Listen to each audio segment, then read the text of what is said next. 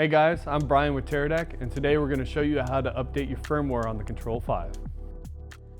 We'll first navigate to the Teradek website. That'll be found at teradek.com/downloads. From here, you'll go down to Teradek RT, and then we'll go ahead and download the latest CTRL.5 firmware to my downloads folder. Once this is downloaded on the CTRL.5, we'll navigate to the Wi-Fi menu. We'll select the access point and make sure that an established access point connection has been identified. And then on the laptop, we'll go to our Wi-Fi settings and we'll select, in this instance, CTRL.5, and the serial number is 00053. Once we select that and we established the Wi-Fi communication, on the hand unit itself, it tells you the IP address right here.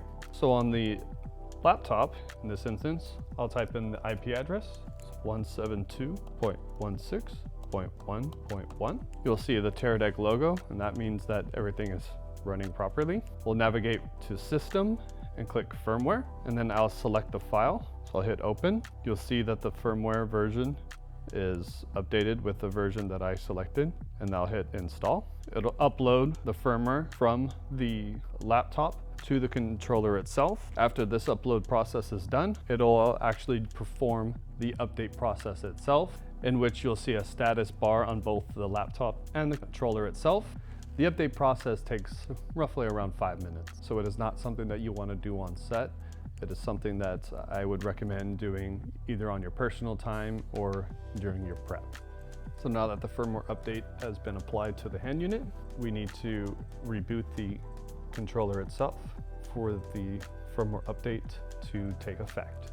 And now that the controller is back up, we can navigate to Menu, Settings, scroll up to Firmware, and check to make sure that the latest firmware has been uploaded into the controller.